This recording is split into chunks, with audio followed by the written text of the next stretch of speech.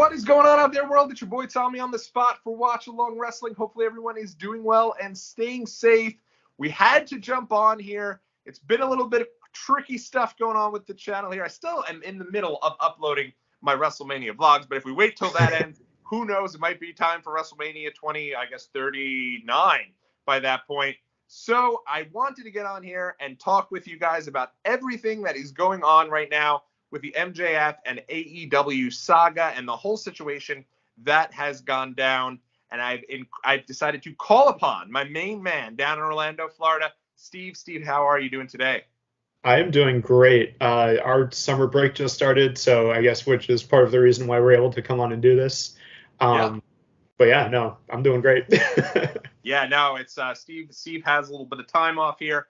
I am right now in that exciting waiting period where I've left my last job and I'm getting ready to start a second job. So I have about a week or so off. So we're going to make sure we get some content up here for all of you guys on both our Watch Along Wrestling channel as well as our Disney 101 channel. So if it's your first time visiting the channel, make sure you leave a big thumbs up and subscribe here to Watch Along Wrestling. Steve has actually just started to rewatch wrestling. AEW has pulled a 20-year-long lapsed fan back into it. I guess probably more like a 15-year lapsed fan back into it. Yeah, definitely. Yeah, I would say, closer to 15 years, but still pretty significant amount of time, I'd say. And we've tried here, too, because we've had you on here talking a variety, doing some look backs here, getting our nostalgic juices flowing, doing our rewatch of the Tough Enough Season 1, which we will be concluding here soon. We're not going to let that go. Having you come to an NXT show or two. But AEW has really pulled you back in. Before we get into the MJF stuff, what is it about AEW that has you so excited to start watching again? So I have to say, of course, between you and my cousins, my cousins Eric and Justin were two of the main people that brought me into wrestling way back when, 25 years ago in the first place. But I would say they've also kind of they were out of wrestling, for a while too, but we're kind of have slowly gotten back into it as well. I would say just from the little bit that I had seen every now and then that kind of made me actually kind of make the decision and make the jump to actually get back in is that it does kind of feel like what was going on with WWE right before I kind of stopped watching, where the quality of the wrestling itself was getting better. I feel like it was, I've talked about before why I kind of stopped watching in the first place. A lot of it had to do with John Cena and other various kind of perennial winners. But it seems like, it's all of the stuff that made me fall in love with wrestling in the first place. And kind of just reinvigorated that. So I figured I started watching and it's been great so far. Yeah, I mean, I really have enjoyed AEW as well. I think one of the things I really do, so there's one thing I really like about AEW and then one thing I don't like as much. One thing I love about AEW is I feel like it's much easier and less of a commitment than following along with WWE is. I love WWE. I'm still a huge fan of WWE. I just went to WrestleMania not long ago. I went to SummerSlam last year. Everyone knows what a fan I am. But if you're watching WWE and trying to keep up with the stuff you need to watch in order to follow along with the main storylines, you have to pretty much watch 5 hours of content every single week. And that's a lot. That's a major commitment. It's 2 different nights. You got to follow along sometimes in other types of programming. I like that with AEW, you can watch it pretty much only on Wednesday nights. And they do also have Rampage on Friday. But Wednesday nights, I feel like, are your essential viewing. And that's really just 2 hours a week. And I think that's great. Oh, yeah, definitely. I mean, and I think one of the other things that I guess it's weird because, of course, when I first got into wrestling as, 10, 11-year-old, the thing that draws you in is, the gimmicks. It wasn't necessarily about the wrestling. It was about the larger than life personalities. It was The Undertaker and Kane and Stone Cold and The Rock and all that. Yeah. But as I've grown older, I've grown more to appreciate the actual wrestling itself. And I feel like, I can't say too much about WWE currently, but I feel like the AEW product for the caliber of the wrestling that I've seen the past couple of times has really been what WWE was missing right when I kind of stopped. Yeah. Yeah, which for those who haven't heard in the past, I think Steve probably stopped watching around. So I think SummerSlam 09, when we look back, was like the last one that was like the last show you kind of stopped from there. But yeah, I mean, I agree. I mean, I think the only thing for me with the AEW is by watching every week, I then get really excited for the pay-per-views, and then pay-per-views, obviously, because they don't have any network yet, you got to drop down $50 for the pay-per-views. But the flip side of that is that it's only 4 pay-per-views a year right now, so I don't mind doing it when the show's, going well. If that makes sense. But and it also seems like they kind of have almost what sounds like special edition rampages, not rampage, dynamites. Yep. Yeah. So they have like Battle of the Belts, which is coming up here. Yeah. Those are like specials that are on TNT, which used to host Dynamite. And those are like a bigger type of show than I guess the Dynamite would be. And so they lead up to that. And so those big shows kind of are in place of your B-level WWE pay-per-views. So like your Judgment Day and Backlash from back in the day, rather than having those, they have these types of like quarterly specials on TNT. And Rampage too. I mean, while I don't think it's essential viewing, because I do feel like a lot of times it's recorded before Dynamite, unless it's a pay-per-view weekend. So a lot of times you're not getting, it may not be essential viewing, but I feel like that show is a great, very easy show to watch. The wrestling is really good on that show. I know the Young Bucks are going to be facing off with the Lucha Bros, reigniting their rivalry tomorrow or maybe later today, depending when this goes up, for on Rampage in the Young Bucks hometown. That's going to be awesome. So I like Rampage too, and if I get an opportunity, I'll watch it. But I think Dynamite, only feeling like if I need to see Dynamite each week, is something that it's a lot easier to follow along with AEW for sure.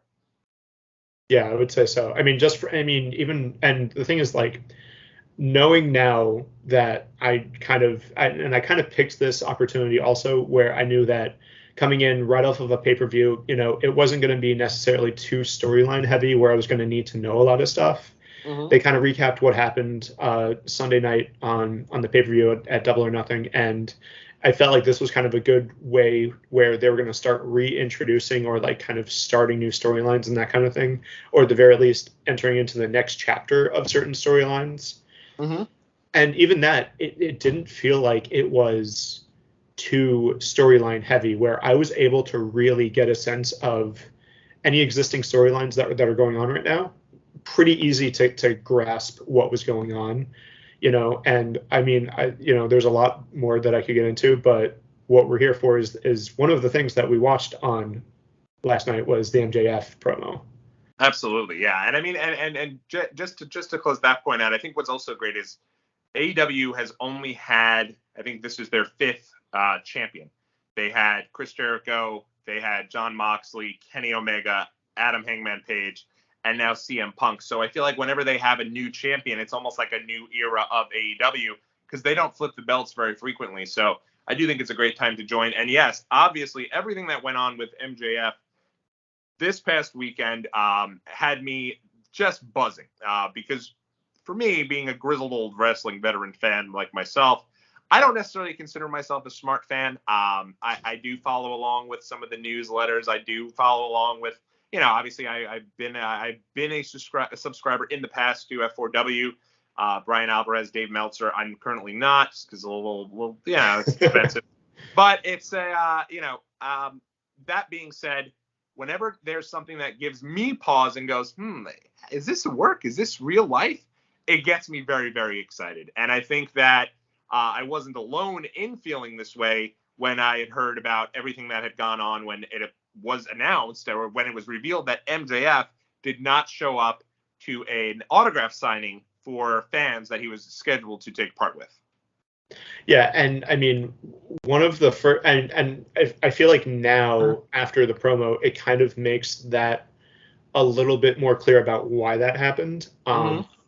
So, because I don't know necessarily too many details about the signing itself, was he the only one that was going to be there, or were there going to be other wrestlers as well?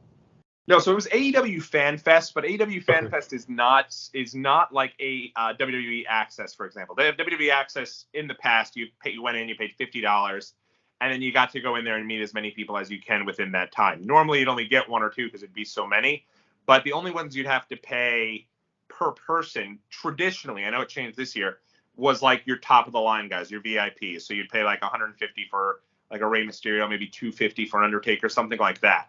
The way AEW does with their Fan Fest, I think, is that most of the Fan Fest attractions, each one of the wrestlers, is a per meet and greet basis that you're paying for. So you're paying to get in, and then you're paying a certain fee for each one of the wrestlers that's signing at that time. So I know MJF was charging, it was $100 for each one of the people who paid to see him. So it wasn't that people were paying to go to Fan Fest and that was it. It was legitimately people had paid $100, and seeing and meeting MJF was a part of their Double or Nothing experience, so to speak, their live experience. Interesting. Okay, because like not knowing too much about it, my guess was going to be that it was either perceived that, or at least from his perception, that he was the number one draw to go to this experience, where, you know, it would be the equivalent of like you had a bunch of like mid-carders and then like John Cena. Right. Well, so I think there were some other, I mean, like, so Keith Lee was there. I know that.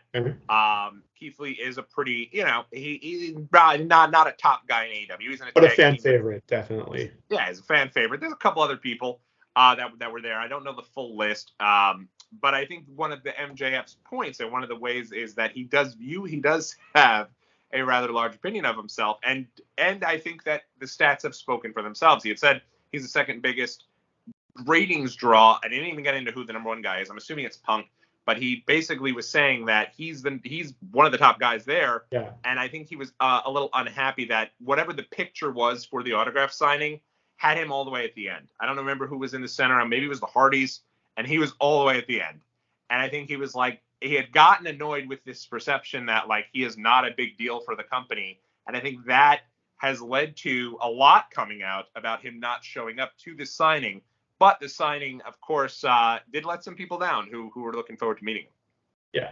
But on the flip side of that, knowing what I know about MGF, knowing that he is always in character, whether it is Twitter, whether it is the meet and greets, whether it is whatever, he is always 100% in character.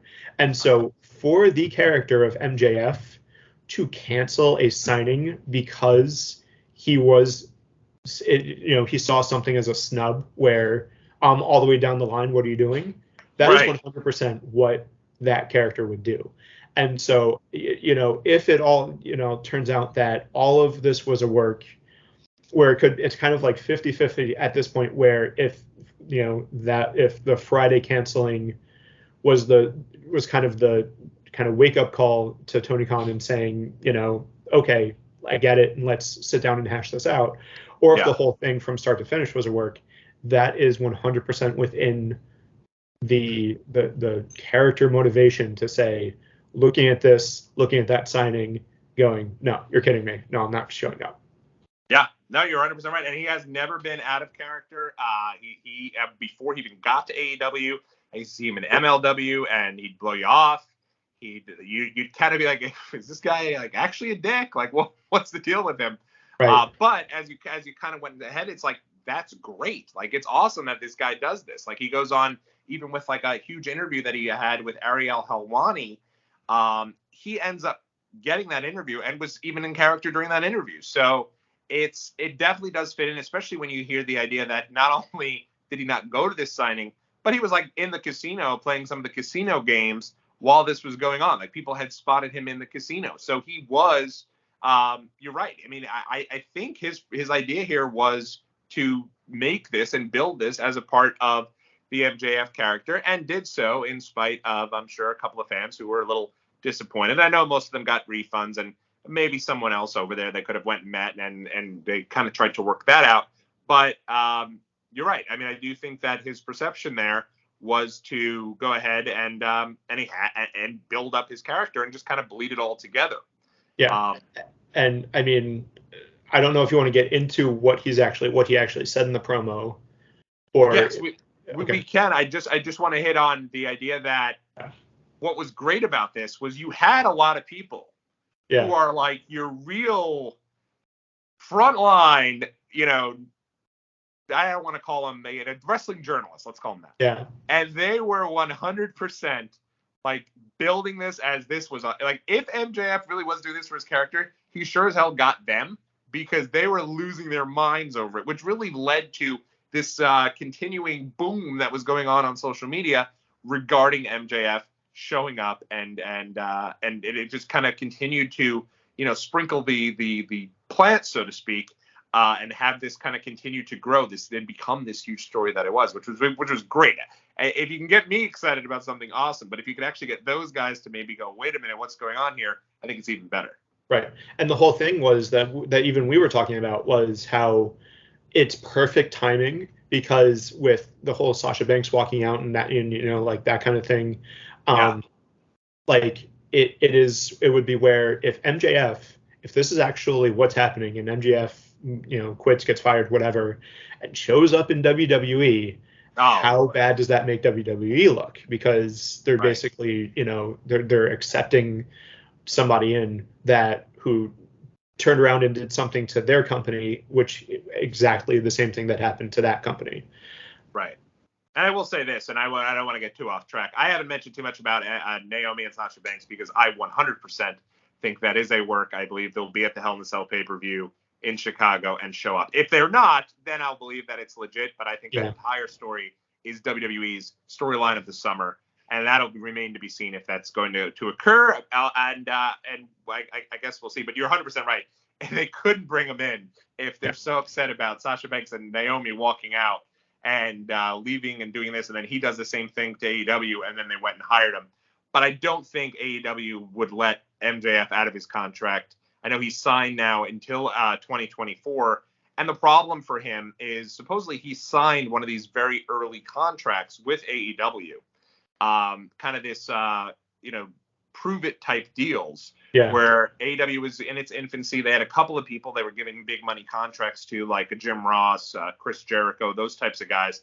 But you had other guys who were brought in, whether it be Joey Janela, Jimmy Havoc, who are no longer with the company, or folks like MJF, some of these younger guys like Kip Sabian, Jungle Boy, Darby Allin, who they came in, and I don't know what these guys are making, but that type of guy who's on the indies is looking for an opportunity. They come in, they get a contract, and they're still on their rookie deals, kind of like MLB baseball players, right? Yeah, I was even gonna say, like MLB, NFL, like, you show up and you sign that rookie contract that locks you in for 5 years or whatever it is. Then all of a sudden you become a phenom. Like, you either have to either restructure, you have to petition hardcore to get restructured, or you got to kind of suck it up and wait it out. And, and that's, I think, the exact kind of angle that they're going for.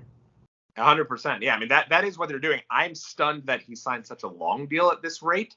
I never want to talk about, I'm not someone who likes to talk about money in general. So I'm not going to talk about the rumored rates that are out there that he's making, because I just don't know if anyone actually knows. But it is what the equivalent of somebody who's in a normal 9-to-5 job would be making, as opposed to someone who's, probably should be earning in this high 6-figure range, or low 7 figures, even as a big superstar wrestler, who is a ratings draw for AEW. Well, what I would say is anything from this point forward that you hear about MJF, whether it's how much he makes, whether it's him no-showing this or that, or how he was booked on this flight out and he didn't show up to the flight, or anything like that, I am going to be so skeptical about every single piece of information, regardless of who it is announced by. It could be Adam Schefter, for all we know, coming out and reporting, and it's going to be met with such skepticism, because if, it would not be outside of the realm of imagination to think that every single moment of this thing is going to be orchestrated, where they they found a way to leak out that he was booked on this flight, or booked on the flight, for whatever reason, and then for whatever reason he didn't show up. Every single moment from this point on is going to be orchestrated. Yeah, and I won't get into the names. There are some I like, there are some I don't care for, but there are some highly respected people who really did take quite a fall in the mud here with a lot of their reporting about this whole MJF situation. And it was interesting to see for sure. Which is brilliant. Yeah, exactly. If you can get those guys, because now everything's out on the internet, to buy into whatever you're doing, I think it's fantastic. Well, and that's just it. You have to use it against them. Like, you have to use that kind of thing. If you're going to pull this kind of angle in this day and age, you have to use that kind of thing against them. Absolutely, yeah. And so this led to in the match with Wardlow. He did 10 power bombs from Wardlow to start Double or Nothing, was completely destroyed, and it really looked like after that, I don't know what your thought on it was. I thought, oh, he's not going to be on TV for quite some time. I mean, it definitely kind of felt almost like a Montreal Screwjob kind of situation, where it's kind of like, oh yeah, you want to quit? All right, here you go. You're going to get squashed. You're going to, everything's going to get taken away from you. And again, that is what they wanted it to feel like, 100%. Mm-hmm. Absolutely. But I think then they were smart. In my opinion, they were smart because I think that they could have very easily taken him off television for 6 weeks, put him on ice while they tried to figure everything out. But instead, Tony Khan and MJF must have had some sort of meeting and came to some sort of agreement. And instead, it's announced that on Dynamite, and I was very surprised. I wasn't home to even see this pop up on Twitter that this was going to happen. MJF was going to be kicking off AEW Dynamite just last night here on Wednesday evening. And then, and again, I loved going back and reading all the tweets, all of the everything about saying, oh, well, maybe it's going to be a pre-recorded announcement. He is already gone. Or maybe, okay, maybe they said, maybe what you just said, MJF and TK sat down, hashed it out, and said, all right, MJF, you got to go out there, you got to apologize, you got to do this, or, you got to say your piece. You have a few minutes, and you're going to say your piece, and that's what's going to happen. And then MJF went out and said what he said. Right. And so for those who have not seen the promo here, this very much is something that's being compared somewhat to the CM Punk Pipebomb promo from 2011, when CM Punk was very frustrated with WWE and had announced that his contract was coming to an end and he was not going to be re-signing with WWE. Leading to WWE booking him in the main event against John Cena at Money in the Bank 2011, with the idea being that Punk would, if he were to win, would leave and not be signed to WWE and take the title hostage, pretty much. One of the greatest promos probably in the history of wrestling, one of my favorite promos. And but this promo here with MJF, while it had some similarities, it also had some differences. What were your thoughts, Steve, of the promo last night? So for me, it felt more like the Brian Pillman leaving ECW promo, because, I know both made references to, like marks and that kind of thing. And I know that's kind of like and the thing is, though, is that especially coming in from an outsider, just watching other stuff that AEW has done that WWE at this point in time would not touch with a 10-foot pole. You have other people coming in and cursing. You got blood. You got other stuff. You have certain things that WWE would not touch with a 10-foot pole at this point. Right. Knowing that, and knowing that AEW is going to take risks, letting MJF say things like, using words like marks and letting him curse out TK, saying all these things, saying that he is the second highest minute for minute draw, all of those things that you wouldn't necessarily, if it were WWE, I would say, yeah, it's a pipe bomb. Right. But knowing just from the little bit that I have, I feel like it was it's a brilliant angle. It's a brilliant storyline. I love where I'm really, if I wasn't already going to say that I'm going to jump back into this, hearing what has happened since then has made me absolutely say I'm going to jump back in now. Yeah. Yeah, it's and I didn't see it live because I was unfortunately out. But when I got you had mentioned it to me when it occurred, and there were some other folks that also reached out to me and let me know, oh my God, you've got to see this promo. This was great. Mm-hmm. So thankfully someone did have it up on Twitter in full, because it's hard to find things for AEW because they don't have a network. Sometimes they'll put things on YouTube, but they actually did put the entire somebody had the entire 8-minute promo out there. And I thought it was I think he came across. He speaks so incredibly well.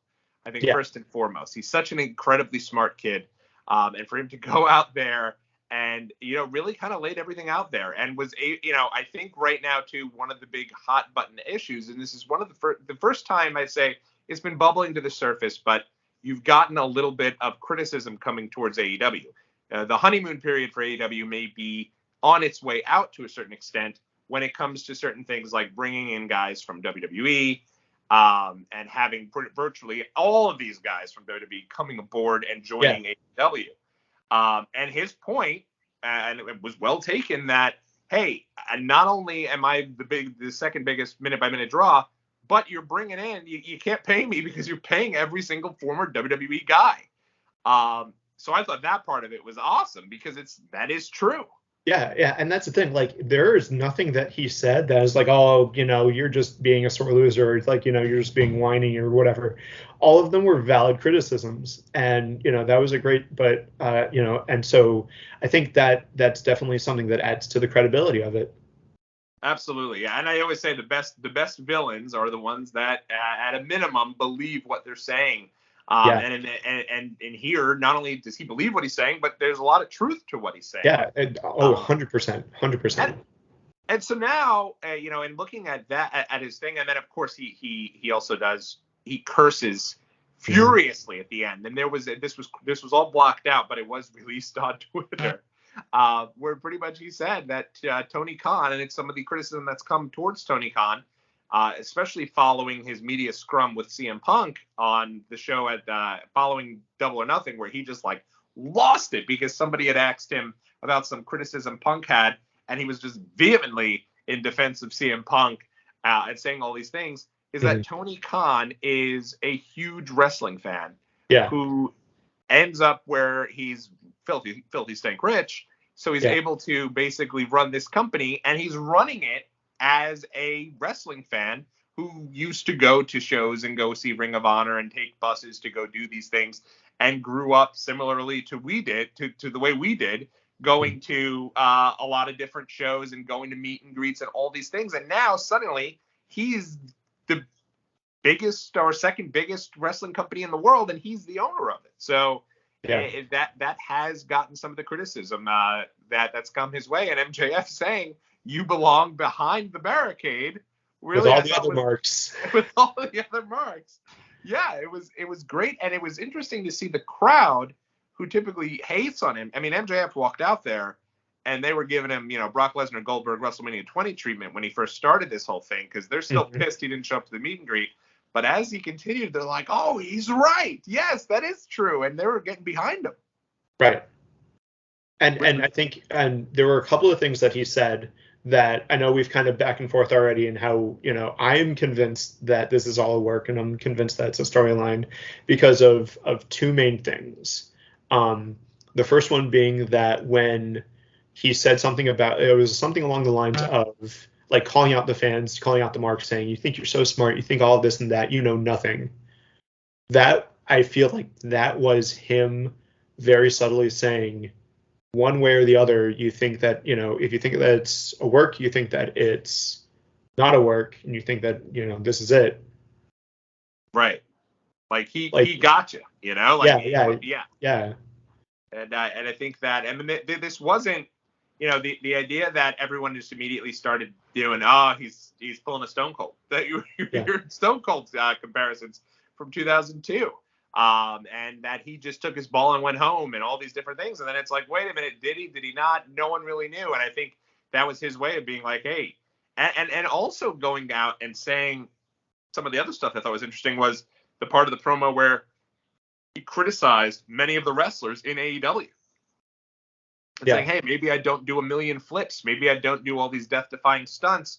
because I'm the only one who can actually make people feel, which I thought was like, that's awesome. And then he also said, but I also don't drop anybody on their head. It's so if there's any comparison to be made here between here and Stone Cold, it's the Stone Cold versus Vince feuds that were the height of the Attitude Era, where and again, that was kind of, that predates a lot of what I would say is the markiness and like the storyline and the kind of the peeling the back of the company to see wrestling for what it is, as this kind of sports entertainment business.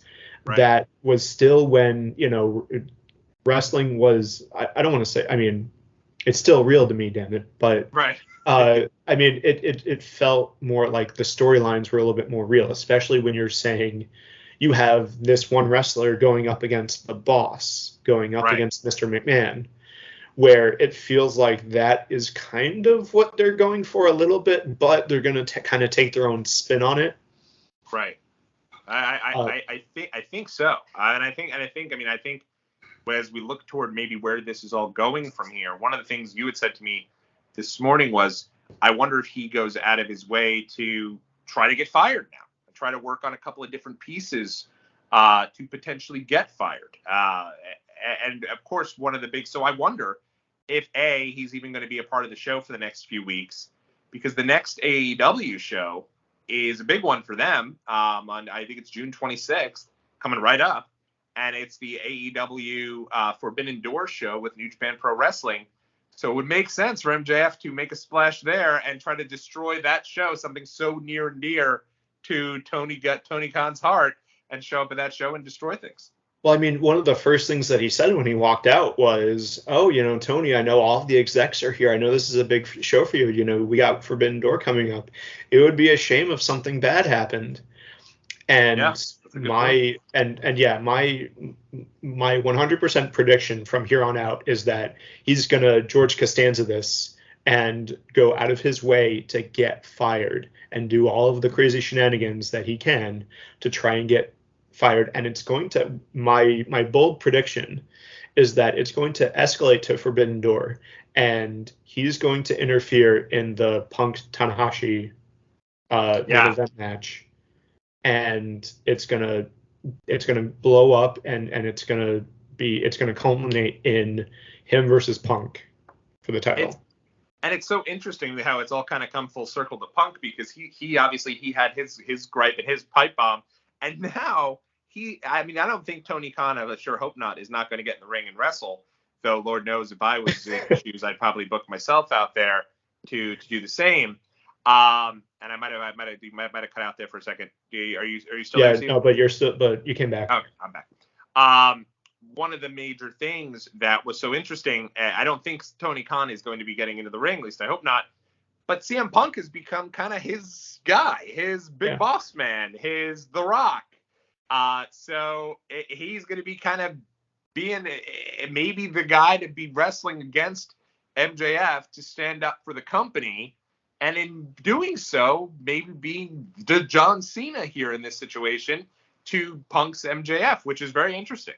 Yeah. Well, and speaking of Punk, though, also apparently, I don't think this was on TV, but Punk at the end of that, when the mic cut off and he threw the mic down and like the screen went to black, apparently Punk came out to the ring to try and, I guess, talk to MJF or whatever. But MJF went the other way and he left through the crowd.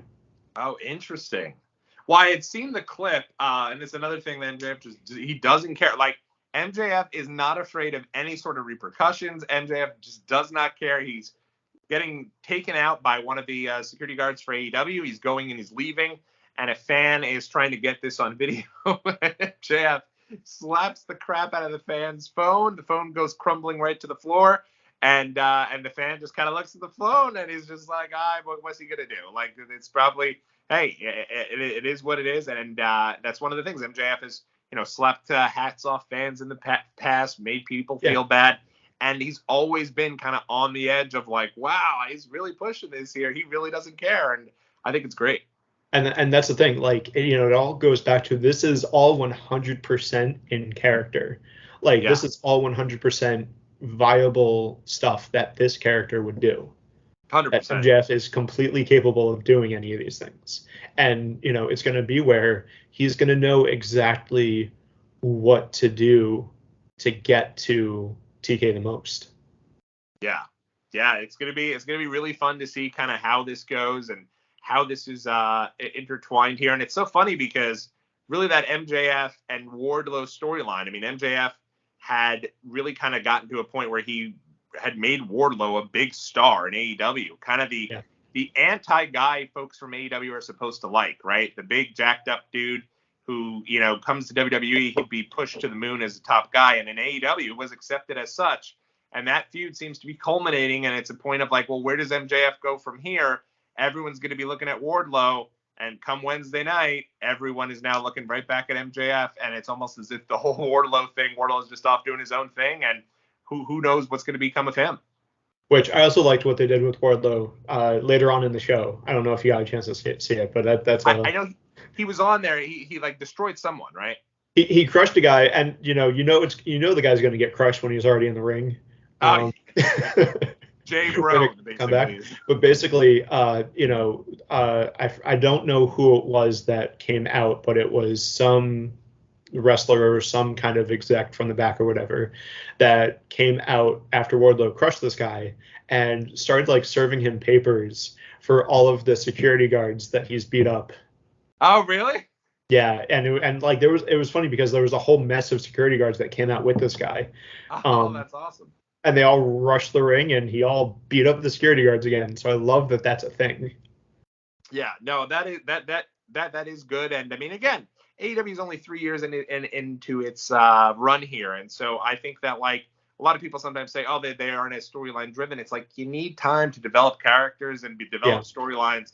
But I'm very interested to see kind of where things go from here. And I would say as of today, I would think the plan would probably be MJF challenging CM Punk for the AEW title somewhere down the line, maybe at All Out or wherever their next biggest show is. But that feels like that's where that things could be going. Yeah, I definitely think that he's going to interfere in the match at Forbidden Door. He's gonna piss them off too much and say, all right, it's gonna be like a job versus title match or something, where if JF loses, he gets his wish and he gets fired or something like that. Yeah, but I mean, one thing is for sure. I mean, it's been a really fun week, I'd say. MJF really did. He's revitalized things here a little bit for AEW, coming out of Double for Nothing, and I guess Double or Nothing. Sorry. And it'll be interesting to see kind of where things go from here. And I'm very interested to see. I'm excited about it. Me too. Well, Steve, thanks so much for joining us here today. Anything else you'd like to say on the matter before we wrap things up? Just that if it wasn't for the fact that I had already made this decision to come back into wrestling, this moment made me want to care about wrestling again. And I don't think I'm the only one. No, I mean, I can tell you when this was going down, my wife and I, we were out and we were about to go out with some friends to celebrate their engagement. And I told my wife what was going on. And I always kind of gauge her interest in something as whether or not it's interest to everyone, because she's pretty casual. And she started pulling up all the different articles and looking at all the different stuff. And it's one of these things where it's like, what is going on here? Yeah. And I love that. So I'm excited that you're now watching again. And I'm really excited to see where things go from here. Me too.